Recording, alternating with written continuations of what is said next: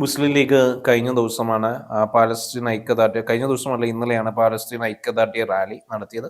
അപ്പോൾ സ്വാഭാവികമായിട്ടും പല കോണുകളിൽ നിന്നുകൊണ്ട് ഉയരുന്ന ഒരു ചോദ്യമാണ്. ലോകത്തിന്റെ പല ഭാഗത്ത് പലവിധം ജനങ്ങളും ഇത്തരത്തിലുള്ള വംശഹത്യക്ക് വിധേയമാക്കപ്പെടുന്നുണ്ട്. നൈജീരിയയിൽ, സുഡാനിൽ, അതോടൊപ്പം തന്നെ പല ഭാഗത്ത് ലോകത്തും കോണിലും ഇതിലും വലിയ വംശഹത്യക്ക് വിധേയമാക്കപ്പെടുന്നുണ്ട്.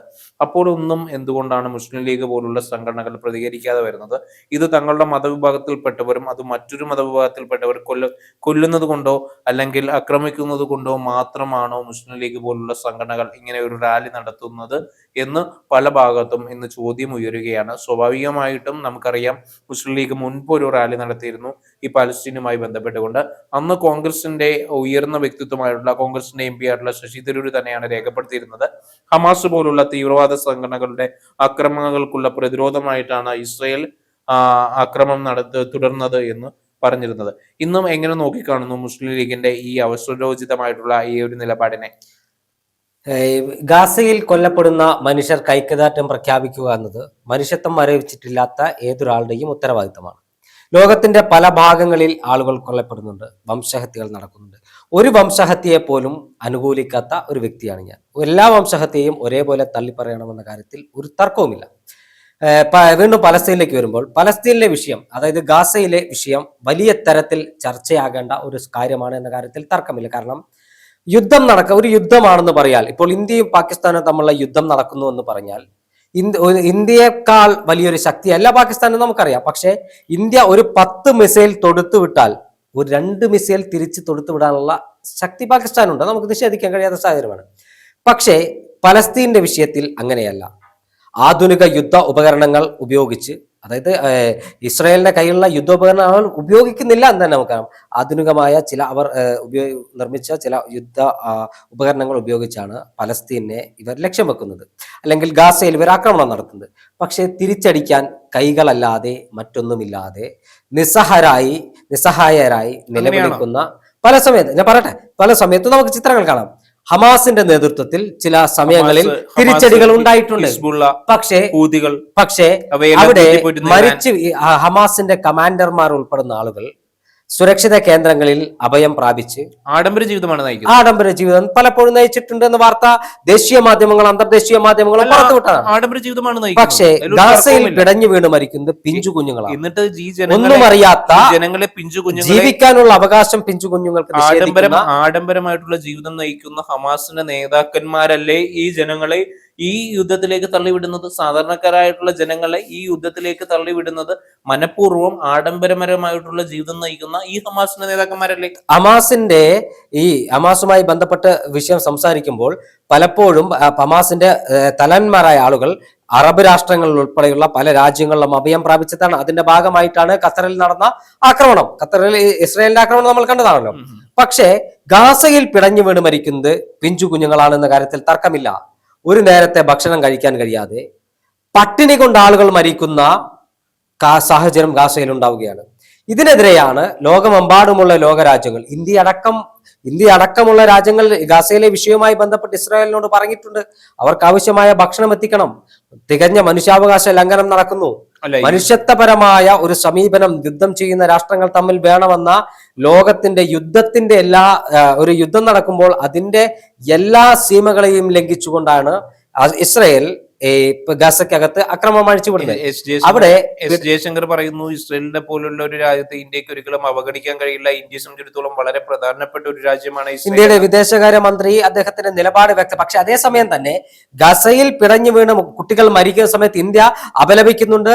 ഇന്ത്യ അവർക്ക് വേണ്ട ഭക്ഷണങ്ങൾ UN സമൂഹം വഴി അവർക്ക് വേണ്ട ഭക്ഷണ പൊതികൾ എത്തിക്കുന്നുണ്ട്. അവിടെ മറ്റൊരു വിഷയമുള്ളത്, സ്പെയിൻ ഉൾപ്പെടെയുള്ള രാജ്യങ്ങളിൽ നിന്നുള്ള കപ്പലുകളിൽ വരാൻ ഭക്ഷണം എത്തിക്കാൻ കഴിയുന്നില്ല. അതിനെ തുറമുഖത്ത് ഇസ്രായേൽ തടയുകയാണ്.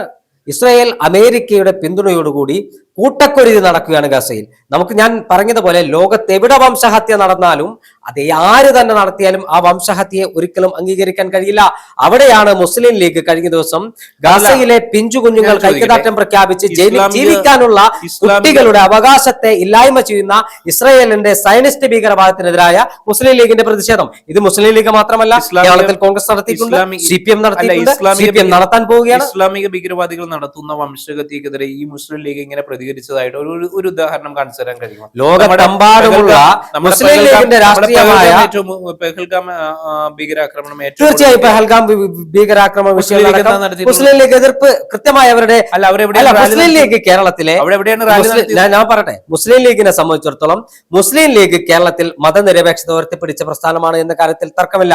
1992 ഡിസംബർ മാസം 6 ബാബറി മസ്ജിദിലെ താഴികക്കുടം RSSന്റെ ക്രിമിനലുകൾ തച്ചു തകർത്തപ്പോൾ 1000 പള്ളികൾ തകർക്കപ്പെട്ടാലും കേരളത്തിൽ ഒരു ക്ഷേത്രത്തിന് നേരെ ഒരു കല്ല് പോലും വലിച്ചെറിയരുത് എന്ന് പറഞ്ഞ മഹാനായ, അങ്ങനെ തന്നെ മഹാനായ പാണക്കാട് മുഹമ്മദ് അലി ശിഹാബ് തങ്ങൾ നയിച്ച പ്രസ്ഥാനമാണ് മുസ്ലിം ലീഗ്. മുസ്ലിം ലീഗ് CH സെന്റർ വഴി ജാതി നോക്കാതെ മതം നോക്കാതെ ആയിരക്കണക്കിന് 10,000-കണക്കിന് ആളുകൾക്ക് ഡയാലിസിസ് നടത്തുന്ന, ഭക്ഷണം നൽകുന്ന, വസ്ത്രം നൽകുന്ന, മരുന്ന് നൽകുന്ന സംഘടനയാണ് മുസ്ലിം ലീഗ്. മുണ്ടക്കൈ ചൂരൽമല ഉരുൾപൊട്ടൽ ഉണ്ടായതിനു ശേഷം വയനാടിനെ ചേർത്ത് പിടിക്കാൻ അവിടെ ജാതി നോക്കാതെ കൃഷ്ണനും ക്രിസ്റ്റഫറിനും അതോടൊപ്പം തന്നെ മുഹമ്മദിനും വേണ്ടി വീട് നിർമ്മിച്ച് നൽകുന്ന രാഷ്ട്രീയ പാർട്ടിയുടെ പേരാണ് മുസ്ലിം ലീഗ്. കേരളത്തിന്റെ വിവിധ ഭാഗങ്ങളിൽ പ്രകൃതി ദുരന്തം ഉണ്ടായപ്പോൾ അവിടെ വൈറ്റ് ഗാർഡുകൾ വളണ്ടിയർമാരെ ചെന്ന പ്രസ്ഥാനത്തിന്റെ പേരാണ് മുസ്ലിം ലീഗ്. കേരളത്തിലെ ആശുപത്രികൾക്ക് മുമ്പിൽ അത് മുസ്ലിം ലീഗിനെ സ്വാധീനമില്ലാത്ത ജില്ലകളാകട്ടെ, മുസ്ലിം ലീഗിന് സ്വാധീനമുള്ള മലബാറിലെ ജില്ലകളാട്ടെ, അവിടെയെല്ലാം നമുക്ക് വലിയ മെഡിക്കൽ കോളേജ് ഉൾപ്പെടെയുള്ള ആശുപത്രികൾക്ക് മുമ്പിൽ, റീജിയണൽ ക്യാൻസർ സെന്ററുകൾക്ക് മുമ്പിൽ CH സെന്ററിന്റെ ഒരു ബോർഡ് കാണാം, അല്ലെങ്കിൽ CH സെന്ററിന്റെ ഒരു കെട്ടിടം കാണാം. അവിടെ പാവങ്ങൾക്ക് ജാതി നോക്കാതെ, മതം നോക്കാതെ, അവരുടെ വർണ്ണം നോക്കാതെ, വർഗം നോക്കാതെ അവർക്ക് സഹായം എത്തിക്കുന്ന രാഷ്ട്രീയ പാർട്ടിയാണ് മുസ്ലിം ലീഗ്. മുസ്ലിം ലീഗിന്റെ പേരിൽ മുസ്ലിം ഉള്ളത് കൊണ്ട് അവരെ തീവ്രവാദികളാക്കി ചിത്രീകരിക്കാൻ ഇവിടുത്തെ പോപ്പുലർ ഫ്രണ്ടിനെ പോലെയുള്ള, ഇവിടുത്തെ RSSനെ പോലെയുള്ള തീവ്രവാദ രാഷ്ട്രീയ പ്രസ്ഥാനങ്ങൾ ശ്രമങ്ങൾ തുടങ്ങിയിട്ട് നാളുകളേറെ. പക്ഷെ കേരളത്തിലെ ജനങ്ങൾക്ക് അതറിയാം.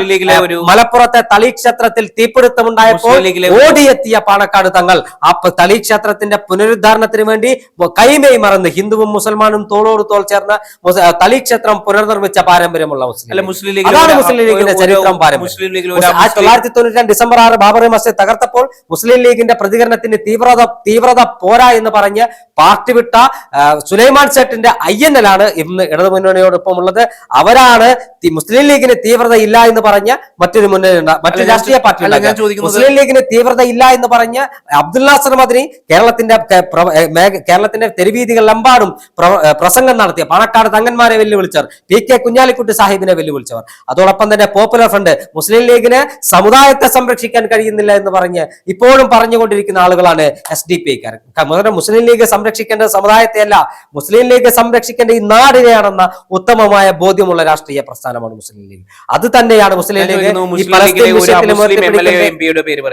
UC രാമനെ കുന്നമംഗലത്ത് മത്സരിപ്പിച്ച MLA രാഷ്ട്രീയ പാർട്ടിയുടെ പേരാണ് മുസ്ലിം ലീഗ്. NK ഉണ്ണികൃഷ്ണനെ മലപ്പുറം ജില്ലാ പഞ്ചായത്ത് പ്രസിഡന്റാക്കിയ രാഷ്ട്രീയ പ്രസ്ഥാനത്തിന്റെ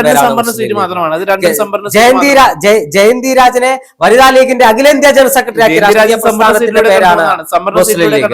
അങ്ങനെ നിരവധിയായ സുന്ദർ മുസ്ലിം ലീഗിന്റെ ഇപ്പോഴും സംസ്ഥാന നിർമ്മാണ സമിതി അംഗമാണ്. NK ഉണ്ണികൃഷ്ണൻ ആയിക്കൊള്ളട്ടെ, ജയന്തി ആയിക്കൊള്ളട്ടെ, ഈ പറയുന്ന മറ്റു വ്യക്തി ആയിക്കോട്ടെ, UC രാമൻ ആയിക്കൊള്ളട്ടെ, ഇവ 3 പേരും കടന്നു വന്നിട്ടുള്ളത് മുസ്ലിം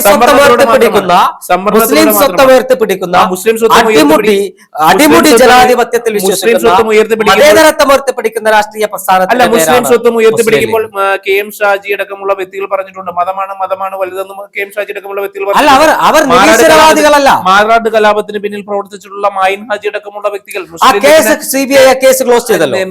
മുസ്ലിം ലീഗിന്റെ ഉന്നതമായിട്ടുള്ള നേതാക്കന്മാരുടെ ഇടപെടൽ ഇന്ത്യയിലെ പരമോന്നത അന്വേഷണ ഏജൻസിയായ CBI അടക്കം അന്വേഷിച്ചതിന് ശേഷം ആ കേസിനകത്ത് മുസ്ലിം ലീഗിന് പങ്കില്ല എന്ന് കൃത്യമായി ക്രിസ്റ്റൽ ക്ലിയർ ആയി വ്യക്തമായി. മായിനാജി അടക്കമുള്ള വ്യക്തികൾ അത് തുടർന്ന് പങ്കുചേർന്നു. എന്തായാലും അതിനുശേഷം വീണ്ടും കടന്നു വരുമ്പോൾ പലസ്തീനുമായി ഗംഗ എന്നുള്ള വീടിന് പേരുള്ള വീട്ടിൽ താമസിക്കാൻ പോലും മടി കാണിക്കുന്ന ഒരു വിദ്യാഭ്യാസ കേരളത്തിലെ ചില വാർത്താ മാധ്യമങ്ങൾ ഉണ്ടാക്കിയ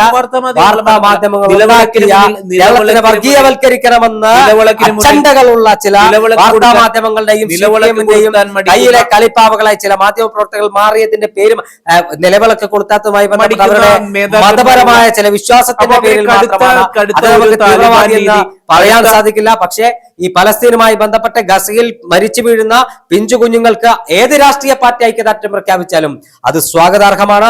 നാളുകളാൽ അത് CPM ആയാലും ശരി, കോൺഗ്രസ് ആയാലും ശരി, ഗസയുടെ തെരുവീതികളിൽ ഭക്ഷണം കിട്ടാതെ, മരുന്ന് കിട്ടാതെ, പാർപ്പിടമില്ലാതെ ജീവിക്കാനുള്ള അവകാശം നിഷേധിച്ച് ഒരു പിഞ്ചു കുഞ്ഞ് പിടഞ്ഞു വീണ് മരിക്കുമ്പോൾ അത് ഞാനായും നിങ്ങളായും കാണാനുള്ള ഉത്തരവാദിത്വം നമുക്കുണ്ടാകണം. എന്തായാലും മുസ്ലിം ലീഗ് വലിയ രാഷ്ട്രീയ ഒരു പോരാട്ടം തന്നെയാണ് നടത്തുന്നത്. ഈ പോരാട്ടത്തിൽ രാഷ്ട്രീയം മറന്ന ആളുകൾ, മനുഷ്യത്വം മരവിച്ചിട്ടില്ലാത്ത ആളുകൾ വീണ്ടും ഈ പോരാട്ടത്തിൽ പലസ്തീനൊപ്പം അണിനിരക്കുമെന്ന് മാത്രമാണ് ഈ അവസരത്തിൽ പറയാനുള്ളത്.